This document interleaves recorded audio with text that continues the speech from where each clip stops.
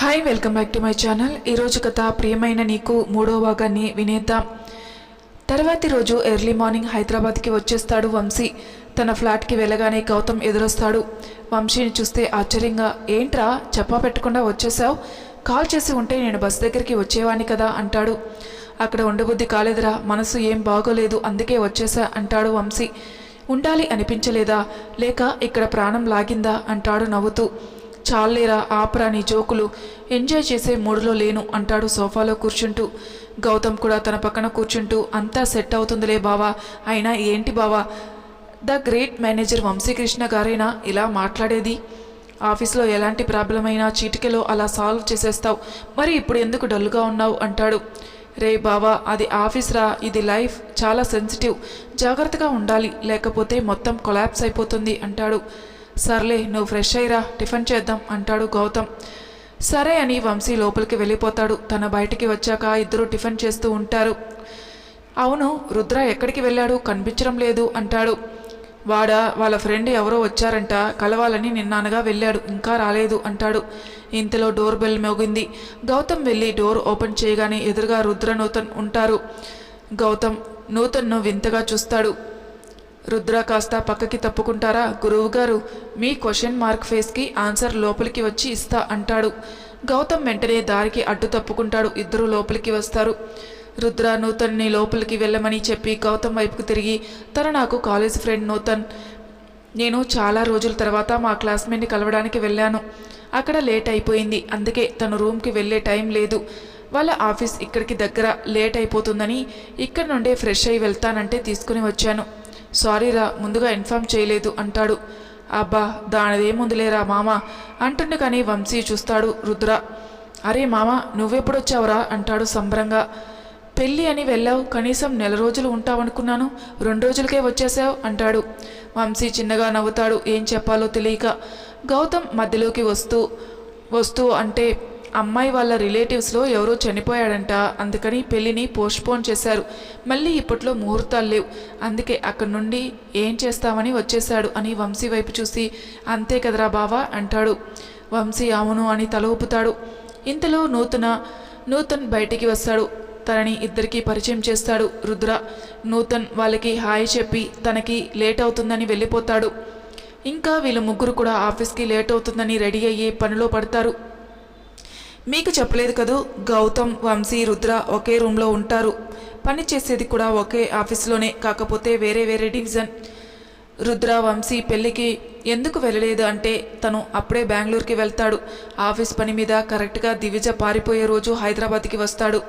ఇంకా గౌతమి ఎందుకు మ్యాటర్ రుద్ర నుంచి దాచాడు అంటే, గౌతమ్ వంశీ క్లాస్మేట్స్, ఇంకా క్లోజ్ ఫ్రెండ్స్.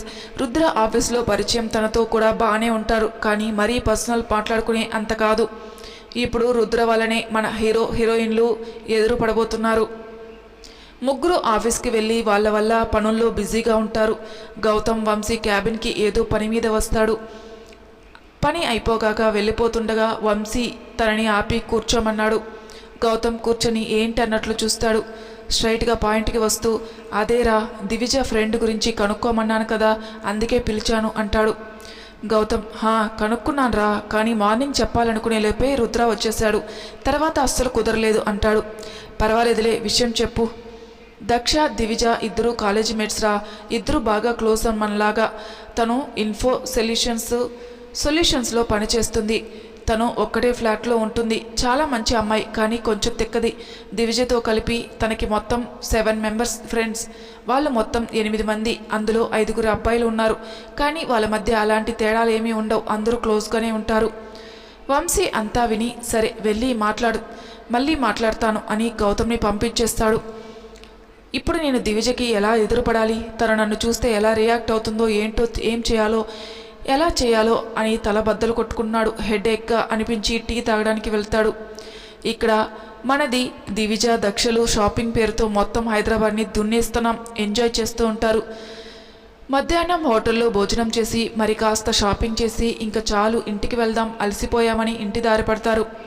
ఇంటికి వచ్చాక ఇద్దరు కాసేపు రిలాక్స్ అయ్యి తెచ్చిన ఐటమ్స్ని సర్దుతూ ఉంటారు. దివిజ దక్షని చూస్తూ, నీకు నా మీద కోపంగా లేదా అంటుంది. కోపం ఎందుకు? కొంపదీసి నువ్వు ఏమైనా మర్డర్ చేసావా అని అనుమానంగా చూస్తుంది. అబ్బా కాదే, ఇలా ఇంట్లో నుంచి పారిపోయి వచ్చి నీ మీద పడ్డాను కదా అందుకు అంటుంది. అబ్బా పోవే పిచ్చి పెంకి, నువ్వు ఏమీ ఎవరిని మోసం చేసి రాలేదు. నీకిష్టం లేని జీవితాన్ని వద్దనుకుని వచ్చేసావు అంతే. కానీ నాకు ఆ పెళ్ళికొడు గురించి కాస్త బాధగా ఉంది. నువ్వు చేసిన పనికి అతను ఎంత ఫీల్ అయి ఉంటాడు. పాపమే, ఇంకా ఆ అబ్బాయి సైడ్ వాళ్ళు ఇలా నువ్వు చేసిన తర్వాత ఖచ్చితంగా రచ్చరచ్చ చేసి ఉంటారు. దివిజ కొంచెం సేపు సైలెంట్గా ఉంటుంది. తన మెడలో ఉన్న పసుపు తాడు తడుముకుంటూ నిజమే కదా అనుకుంటుంది. ఏమో అని నేను అంత దూరం ఆలోచించలేదే అంటుంది. ఇంతకీ అబ్బాయి పేరేంటి? చూడడానికి హ్యాండ్సమ్గా ఉంటాడా అంటుంది నవ్వుతూ. తెలీదు దక్ష, అసలు నేను అతని మొహం కూడా చూడలేదు, పేరు కూడా తెలియదు అంటుంది. దక్ష ఆశ్చర్యంగా నోరు తెరిచింది.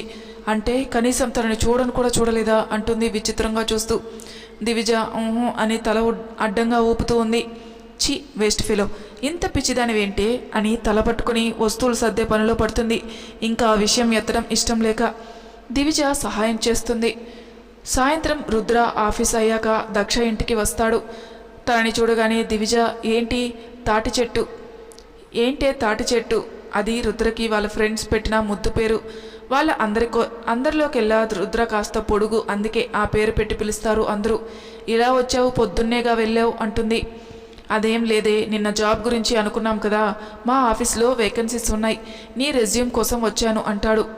దక్ష లోపల నుండి బయటికి వస్తూ ఏంట్రా రెజ్యూమ్ అంటున్నావు అంటుంది. అదేనే, మా ఆఫీస్లో వేకెన్సీస్ ఉన్నాయి, దివిజ రెజ్యూమ్ కోసం వచ్చాను అంటాడు. సరే కూర్చో, నేను కాఫీ తెస్తాను అంటుంది దక్ష. దివిజ రెజ్యూమ్ తేవడానికి లోపలికి వెళ్తుంది. దక్ష కాఫీ తెచ్చి రుద్రకి ఇస్తుంది. ఇద్దరు తాగుతూ ఏముంటుంది మన పిచ్చిది అంటాడు. ఏముంది దానికి, ఏం తోస్తే అదే కదా చేసేది. ఇంతకీ వాళ్ళ హస్బెండ్ గురించి ఏమన్నా చెప్పిందా అంటాడు. దక్ష మధ్యాహ్నం తామిద్దరి మధ్య జరిగిన సంభాషణ గురించి చెబుతుంది. రుద్ర ఆశ్చర్యంగా అదేంటి కనీసం మొహం కూడా చూడకపోవడం? అదే కదా, ఊరికే అనలేదు దాని మెంటల్ దని. ఇంతలో దివిజ వస్తుంది. తన రెజ్యూమ్ ఫొటోస్ తీసుకుని రెజ్యూమ్కి ఫొటోస్ని పిన్ చేసుకుని సరే మరి ఇంకో 2 డేస్లో ఇంటర్వ్యూ అరేంజ్ చేస్తాను, రెడీగా ఉండు అని చెప్పి వెళ్ళిపోతాడు. దివిజ హ్యాపీగా ఉంటుంది. తను అడగకుండానే తన అవసరం తెలుసుకుని ఇంత హెల్ప్ చేస్తున్న ఫ్రెండ్ దొరకడం నా అదృష్టంగా అనిపించి సంతోషపడుతుంది. రుద్ర ఫ్లాట్కి వచ్చి రెజ్యూమ్ని హాల్లో సెల్ఫ్లో పెట్టి ఫ్రెష్ అవడానికి వెళ్ళిపోతాడు. అప్పుడే వచ్చిన వంశీ తన మొబైల్ ఛార్జింగ్లో పెట్టి అదే సెల్ఫ్లో పెడతాడు. పక్కకి చూసేసరికి అక్కడ దివిజ రెజ్యూమ్ ఫోటో కనపడుతుంది. ఏంటిది, దివిజ రెజ్యూమ్ ఇక్కడ ఉంది, ఎవరు పెట్టారు అనుకుంటూ ఉండగా రుద్ర బయటికి వస్తాడు. వంశీ చేతిలో రెజ్యూమ్ చూసి నేను చెప్పాను కదా మామ, నా ఫ్రెండ్ వచ్చిందని, తనకి జాబ్ కావాలి, మన ఆఫీస్లో వేకెన్సీస్ ఉన్నాయి కదా, నేనే నిన్ను అడుగుదామనుకున్నా, ఇంతలో నువ్వే చూసేశావు అంటాడు.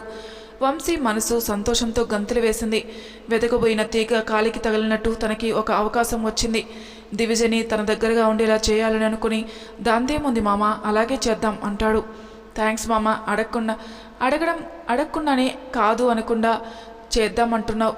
అయ్యో మామ, ఇంక దానికి థ్యాంక్స్ ఎందుకు? తను నీ ఫ్రెండ్ అన్నావు, అవసరం అన్నావు, తను నీకు ఇంపార్టెంట్ అయితే నువ్వు నా ఫ్రెండ్వి, నాకు ఇంపార్టెంట్ అంతే అని నవ్వుతూ లోపలికి వెళ్ళి డోర్ లాక్ చేసుకుని తీర్మాన్ డ్యాన్స్ వేస్తాడు. అలసిపోయి కూర్చోగానే అయ్యో తను నాకు దగ్గరగా ఉంటుందనుకున్నాను, కానీ తను నన్ను చూస్తే ఇంకేమన్నా ఉందా అని టెన్షన్ పడతాడు. సరే దాని గురించి మళ్ళీ ఆలోచించుకుందాం అని ఫ్రెష్ అవ్వడానికి వెళ్ళిపోతాడు. ముగ్గురు భోజనానికి కూర్చుంటారు. దివిజ జాబ్ గురించి రుద్ర గౌతమ్కి కూడా చెప్తాడు. అతను కూడా సంతోషపడతాడు, కానీ బయటపడడు. ఇక్కడ వంశీకి మాత్రం సంతోషం దాచుకోలేక ఇబ్బంది పడుతూ ఉంటాడు. అది గమనించి రుద్ర ఏంటి మామ ఫేస్ వెలిగిపోతుంది, ఏంటి విషయం అంటాడు. వంశీ ఏం చెప్పాలో తెలియక దిక్కులు చూస్తూ ఉంటాడు. అది గమనించిన గౌతమ్ వెంటనే అంటే అది తనకి కాబోయే వైఫ్ ఇందాక కాల్ చేసింది, అందుకే అలా ఉన్నాడు అని కవర్ చేస్తాడు. వంశీ కూడా ఒక వెర్రి నవ్వు నవ్వి మనసులో ఇంత స్పాంటేనియస్గా అబద్ధాలు ఎలా వస్తాయిరా నీకు, నీ తెలివి తగలయ్యా అనుకుంటాడు. అయినా సమయానికి ఆపద్బాంధవుడు ఎలా ఆదుకున్నావురా, థ్యాంక్స్ అంటాడు కళ్ళతోనే. అతని మొహంలో ఆ ఎక్స్ప్రెషన్ చదివిన గౌతమ్ తనకి మాత్రమే కనిపించే విధంగా తన కాలర్ని ఎగరేస్తాడు. దట్ ఈజ్ మీ అన్నట్లు. భోజనాలు అయ్యాక ముగ్గురం మాట్లాడుకోవడం అలవాటు. గౌతమ్ రుద్రతో మామ ఆపుకోలేక అడుగుతున్నాను, ఏమనుకోవు కదరా అంటాడు. అనుకుంటే మాత్రం ఆగుతావా, నువ్వు అడుగు అంటాడు. ఇంత సడన్గా నీ ఫ్రెండ్కి జాబ్ అవసరం ఏమొచ్చింది, ఏమన్నా ప్రాబ్లమా అంటాడు. ఏంటి మామ అమ్మాయి అనేసరికి ఇంట్రెస్ట్ చూపిస్తున్నావు అంటాడు రుద్ర. చిచి, నేను ఎలాంటి వాడో నీకు తెలియదురా మామ అంటాడు. తెలుసులే మామ, ఊరికే జోక్ చేశా. సరేలే, ఇప్పుడు చెప్పు, ఏంటి అంత అవసరం? తను ఇంట్లో నుంచి పారిపోయి వచ్చింది మామ అంటాడు. తెలిసిన విషయమే అయినా బయటపడకూడదని ఇద్దరు ఆ మాటలకి ఆశ్చర్యం నటిస్తారు. అయ్యో ఎందుకు మామ? పాపం మామ, తన ఇంట్లో వాళ్ళు ఇష్టం లేని పెళ్లి చేస్తుంటే వచ్చేసింది. గౌతమ్ అతని దగ్గర నుంచి సాధ్యమైనంత విషయం లాగాలని కన్వర్జేషన్ కంటిన్యూ చేస్తాడు. వంశీ వింటూ ఉంటాడు, దానికి కావలసిన ఇన్ఫర్మేషన్ ఏమన్నా దొరుకుతుందేమో అని. ఓ, అయితే లవ్ చేసి పారిపోయి వచ్చిందా? చచా లేదు మామ, తను అలాంటిది కాదు, బంగారం రా అని హార్ట్ఫుల్గా చెప్తాడు. వంశీ కాస్త గర్వంగా ఫీల్ అవుతాడు, ఎంతైనా తన భార్య కదా. రుద్ర మళ్ళీ, అయినా మా బ్యాచ్లో కొంచెం తేడా క్యాండిడేట్ ఎవరన్నా ఉంటే అది దివిజ మాత్రమే. లవ్కి ఫుల్ ఆపోజిట్. పొరపాటున ఎవరైనా నోరు జారకూడదు దాని ముందు, అంతే, వాడికి బ్యాండే. మరి ఇంకేంటి మామ ప్రాబ్లం? అదో పెద్ద మెంటల్ కేసులే మామ. మా బ్యాచ్లో ఇద్దరు మెంటల్ వాళ్ళు ఉన్నారు, ఒకరు దక్ష, ఇంకొకరు దివిజ. వాళ్ళిద్దరికీ సరిపోతుంది. ఇప్పుడు తను దక్ష దగ్గరే ఉంది అంటాడు. కానీ దక్ష కన్నా కొంచెం పీక్స్లే. ఎంత అంటే తనకి నచ్చని పెళ్లి చేస్తున్నారని కనీసం అబ్బాయి మొహం చూడలేదు, పేరు కూడా తెలుసుకోలేదు. పెళ్లికి ముందు వరకు కూడా పారిపోవాలని ట్రై చేసి కుదరక పెళ్లి అయ్యాక పారిపోయి వచ్చింది. వంశీకి ఆ మాట వినగానే మనసు ఏదోలా అయిపోయింది. అంటే తను నన్ను చూడలేదా, కనీసం నా పేరు కూడా తెలీదా అని బాధపడతాడు. కానీ వెంటనే మనసులో తలుక్కున ఒక ఆలోచన మెరుస్తుంది. ఒకందుకు ఇది కూడా మనకు మంచిదే. ఇప్పటి వరకు తన ఎదురు పడితే ఎలా ఫేస్ చేయాలని టెన్షన్ పడ్డాను. ఇప్పుడు అలాంటి ప్రాబ్లమ్స్ ఏమీ లేవు. మెల్లిగా తనకి దగ్గర అవ్వచ్చు, తన మనసు మార్చవచ్చు అనుకుంటాడు. వంశీ రుద్రతో, రేపే తనని ఆఫీస్కి రమ్మని చెప్పు, నేను మాట్లాడతాను, జాబ్ కన్ఫర్మ్ అంటాడు. కానీ తనకి అలా చెప్పకు, నార్మల్గా ఇంటర్వ్యూకి రమ్మను, ఫార్మాలిటీకే ఈ ఇంటర్వ్యూ, అంతే, నేనే ఇంటర్వ్యూ చేస్తాను అంటాడు. తన ఎలిజిబిలిటీ ఏంటో తెలుసుకోవాలి కదా, కుదిరితే మన ముగ్గురులోనే ఎవరో ఒకరి టీంలో ఎలాట్ అయ్యేలా చేస్తాను అంటాడు. సరే మామా, సరే అయితే లేట్ అయింది, మళ్ళీ మార్నింగ్ ఆఫీస్కి వెళ్ళాలి కదా, పడుకుందాం పదండి అని అందరినీ లేపి తోస్తాడు గౌతమ్. ఎర్లీ మార్నింగ్ అందరికంటే ముందుగా లేచి రెడీ అయ్యి ఆఫీస్కి వెళ్ళిపోయాడు వంశీ. తను చేయవలసిన పని ఒకటి గుర్తుకు వచ్చి, అదేంటంటే నిజానికి తన టీంలో వేకెన్సీ లేదు. తన టీంలో అందరూ బెస్ట్ పర్ఫార్మర్లే. కానీ దివిజను ఎలాగైనా తన టీంలోకి చేర్చుకోవాలని తన టీంలో నుంచి ఒకరిని మరో టీంకి పంపే ఏర్పాట్లు చేయడానికి వెళ్ళాడు. రుద్ర దక్షకి కాల్ చేసి, ఏ తింగరి, ఆ మెంటల్ దానికి చెప్పు, ఇవాళ 11 గంటలకి ఇంటర్వ్యూ ఉంది, నేను వచ్చి పిక్ చేసుకుంటా అని చెప్పు అని కాల్ కట్ చేస్తాడు. దక్ష దివిజ దగ్గరికి వెళ్ళి విషయం చెప్పగానే తన కంగారు పడిపోయి హడావిడి పడిపోతుంది. ఈ తాటి చెట్టు ఎప్పుడు ఇంతే, లాస్ట్ మినిట్లో టెన్షన్ పెట్టేస్తాడు. ఇప్పటికిప్పుడు చెప్తే ఎలా, అసలు ఏం ప్రిపేర్ అవ్వలేదే, నేను ఇంటర్వ్యూని ఎలా ఫేస్ చేయాలి, నిన్న సాయంత్రమే కదా వచ్చాను 2 డేస్ తర్వాత అని చెప్పాడు. అప్పుడే ఇలా అరేంజ్ చేసేసాడు, అంత ఫాలోయింగ్ ఉందా వాడికి అని ఏదో తనలో తనే మాట్లాడుకుంటూ రెడీ అవుతూ ఉంటుంది. తనని అలా చూసి దక్ష నవ్వుకుంటూ ఉంటుంది. ఏంటి అలా నవ్వుతున్నావు, నన్ను చూస్తే నీకు వెటకారంగా ఉందా అంటుంది కోపంగా. లేకపోతే ఏంటి అంత హడావిడి పడిపోతున్నావు, ఇది నీ ఫస్ట్ ఇంటర్వ్యూ, ఫైనల్ ఇంటర్వ్యూ ఏం కాదు, ఇదే ఫైనల్ ఇవ్వాలని ఏమీ లేదులే, ఇది కాకపోతే ఇంకొకటి, మన వాళ్ళు ఇంకా వాళ్ళ కంపెనీస్లో చూస్తామంటున్నారుగా, డోంట్ వరీ, బీ కూల్, ప్రశాంతంగా అటెండ్ అవ్వు, తెలిస్తే ఆన్సర్ ఇవ్వు, లేకపోతే సారీ చెప్పేయి, ఓకే అయితే ఓకే, తేడా కొడితే వచ్చేయి, అంతే సింపుల్ అని ధైర్యం చెబుతుంది. ఆ మాటలకి కాస్త శాంతపడుతుంది దివిజ. టైం 10:30 అయింది, ఇంకో హాఫ్ అన్ అవర్లో ఉంది అని కూర్చుంటుంది. డాక్యుమెంట్స్ అన్నీ కరెక్ట్గా పెట్టుకున్నావా అంటుంది దక్ష. అని పెట్టుకున్నానే అంటుంది అని మళ్ళీ ఒకసారి చూసుకుంటూ. సరిగ్గా 10:45కి రుద్ర వచ్చి హార్న్ కొడతాడు. దివిజ మనసులో తన ఫేవరెట్ గాడ్ అయిన కృష్ణయ్యని తలుచుకుని రుద్ర బైక్ ఎక్కి కూర్చుకుంటుంది. దక్ష దివిజకి ఆల్ ది బెస్ట్ చెప్తుంది. 10 నిమిషాల్లో ఆఫీస్ ముందు ఉంటారు. రుద్ర బండి పార్క్ చేసి వచ్చి దివిజని లోపలికి తీసుకుని వెళ్తాడు. తనని రిసెప్షన్లో కూర్చోబెట్టి 5 నిమిషాల్లో వస్తానని వంశీ దగ్గరికి వెళ్తాడు. వంశీ తనను తీసుకుని వచ్చాను, బయట వెయిట్ చేస్తుంది. వంశీకి టెన్షన్గా ఉంటుంది, కానీ బయటికి కనిపించనీయకుండా okay, tell her to come to my cabin అంటాడు. ఓకే అని దివిజ దగ్గరికి వెళ్ళి, దివి హెచ్ఆర్ క్యాబిన్కి వెళ్ళు, రమ్మంటున్నారు అంటాడు రుద్ర. అయిపోయాక నాకు కాల్ చేయి అని ఎలా వెళ్ళాలో రూట్ చెప్పి వెళ్ళిపోతాడు. దివిజకి టెన్షన్తో అరిచేతిలో చెమటలు పట్టేస్తాయి. దివిజ క్యాబిన్ డోర్ ఓపెన్ చేయగానే వంశీకి టెన్షన్ పీక్స్కి పోతుంది. అసలు అయితే తనని ఫేస్ చేయలేమేమో అని పారిపోదామనుకుంటాడు, కానీ వెళ్ళలేకపోతాడు. మే కమిన్ సార్ అంటుంది. గొంతు తడి ఆరిపోతుంది. అతి కష్టం మీద ఎస్ కమిన్ అంటాడు. లోపలికి రాగానే ప్లీజ్ టేక్ యువర్ సీట్ అంటాడు. థ్యాంక్ యూ సార్ అని కూర్చుంటుంది. కానీ టెన్షన్తో నేల చూపులు చూస్తూ ఉంటుంది. ఇక్కడ వంశీకి ఏసీలో కూడా ఒళ్ళంతా చెమటలు పట్టేశాయి. నోట్లో నుంచి మాట రావడం కష్టంగా ఉంటుంది. తన పరిస్థితి తలుచుకుని తనకే తన మీద జాలి వేస్తుంది. తన ఎదురుగానే తన భార్య ఉంది, కానీ తనే ఆమె భర్త అని ఆమెకు తెలియదు. తను చెప్పలేడు. కళ్ళల్లోకి నీళ్లు వచ్చేశాయి, కానీ ఆపుకోవడానికి గట్టిగా కళ్ళు మూసుకున్నాడు. గట్టిగా ఒకసారి ఊపిరి తీసుకుని వదులుతాడు. తప్పదు అని నిశ్చయించుకుంటాడు. దివిజ ఎంతకీ ఇంకా ఏమీ అడగటం లేదు ఏంటి అని తల ఎత్తి చూస్తుంది. వంశీ తన వైపు ప్రేమగా చూస్తూ ఉంటాడు. తన కళ్ళల్లో ఎక్స్ప్రెషన్ దివిజకి అర్థం కాక ఏంటిది, ఎప్పుడూ అమ్మాయిలు చూడనట్టు అలా చూస్తున్నాడు అనుకుంటూ కాస్త చురుగ్గా చూస్తుంది. తన చూపులు దివిజ చూపులతో కలిసేసరికి వంశీ కాస్త తడబడతాడు. వంశీకి తను అక్కడి నుంచి లేచి వెళ్ళి దివిజని గట్టిగా కౌగులించుకొని అసలు ఇదంతా ఎందుకు చేశావని అడగాలనిపిస్తుంది. కానీ ఆ ప్రయత్నాన్ని అతి కష్టం మీద కంట్రోల్ చేసుకుంటాడు. అసలే ఇది ఆఫీస్ పరువు పోతుంది అని అనుకుని ఇంటర్వ్యూకి పిలిచి ఇక ఏదో ఒకటి అడగాలి కాబట్టి తన సహజ ధోరణిలో tell me about your self అంటాడు. దివిజ చెప్పడం మొదలు పెడుతుంది. విన్నట్లు నటిస్తాడు, కానీ ఆ మాటలు ఏమీ చెవికి ఎక్కవు. తనని పరిశీలనగా చూస్తాడు. జుట్టు వదిలేసి ఉండడం మూలన మెడ అంతా కవర్ అయిపోతుంది. తాళి కనపడదు. అసలు ఉందో లేదో, ఇంట్లో తీయకపోతే దారిలో తీసి పారేసి ఉండొచ్చుగా అని టెన్షన్గా టేబుల్ మీద ఉన్న పేపర్ వెయిట్ తిప్పుతూ ఉంటాడు. అది జారి దొర్లుకుంటూ దివిజ ఒడిలో నుండి కింద పడిపోతుంది. దివిజ చటుక్కున వంగి దాన్ని తీసి టేబుల్ మీద పెడుతుంది. అలా వంగినప్పుడు జుట్టు కాస్త వెనక్కి వెళ్తుంది. అప్పుడు కనిపిస్తుంది అతనికి తన మెడలో ఉన్న పసుపు తాడు. వంశీ ఇక తనని తాను కంట్రోల్ చేసుకోలేకపోతాడు. దివిజ తన ముందు ఉండడం అంత మంచిది కాదు అని తనని బయట వెయిట్ చేయమని పంపించేస్తాడు.